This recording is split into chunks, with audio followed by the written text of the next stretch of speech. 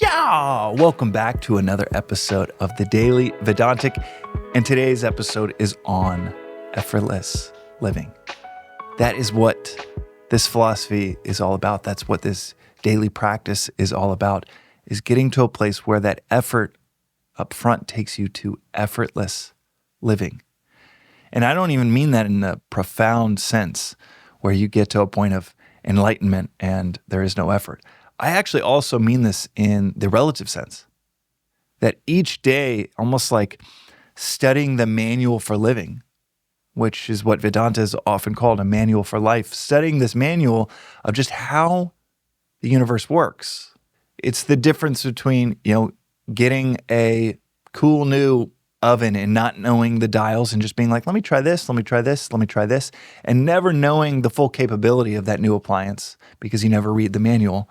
I notoriously would never read the manual. And it took until my 20s on a stretcher in the ER with a heart condition from overstress of running my last company, or really a few companies ago. And before I had a wake-up call of everything I'm doing is pushing the pedal, and yet the car is going in reverse. Everything I'm doing is having the opposite intended result. And that disorientation, if you feel like you need to just figure it all out yourself and stay on that wheel of suffering, as it's called, until you're like, okay, I'm done with this wheel, go for it. Knock yourself out. That's in many ways what I needed to do till I got to the point where I was like, I need some guidance. And out of all of the different traditions, this one has been the most straightforward and plain English and the simplest, but most importantly, it just works.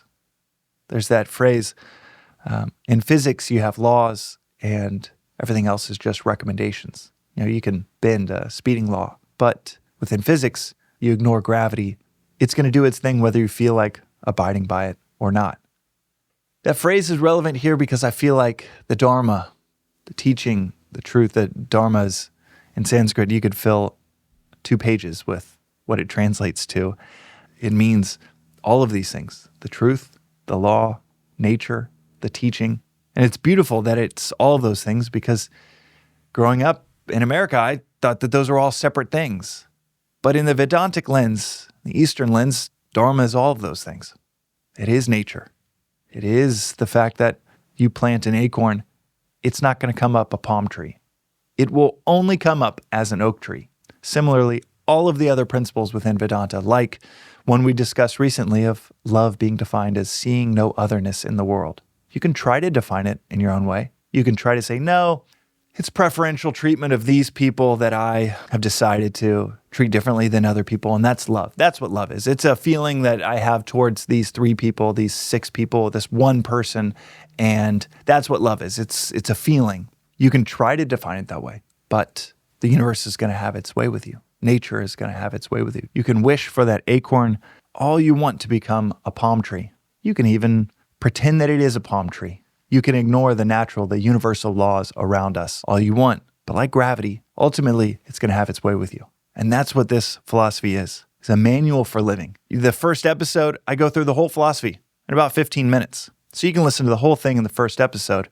And what does it come down to? It comes down to clarity in living. It comes down to the ability to see the end in the beginning of that job offer you might have on your desk, that person that wants to be in a relationship with you, how you're treating your spouse. You can see the end in the beginning with a daily reflection within these principles within Vedanta. And what does it all ladder up to with that clarity? All of these knots that we tie ourselves into in life just untie themselves. And life goes from something with a lot of effort because of these knots, because of these just troubles that we get ourselves into. And they untie themselves and it becomes so simple. It becomes so clear what to do in this scenario or that situation. And like the surfer that paddles and paddles and paddles in the beginning, pops up and then lets the wave do all of the work for 300 yards, just gliding. It feels like flying. And you're doing none of the work. You're riding, quite literally, you're riding the waves of the universe. That's what this philosophy is like. There's effort up front, which is fun in its own right because you get to test it out, kick the tires, see if it actually makes sense. And before you know it, it's effortless and you're just gliding, cruising further and faster than you thought was possible because you finally start to understand how it all works. That is Vedanta. And this is the Daily Vedantic. We'll see you next time.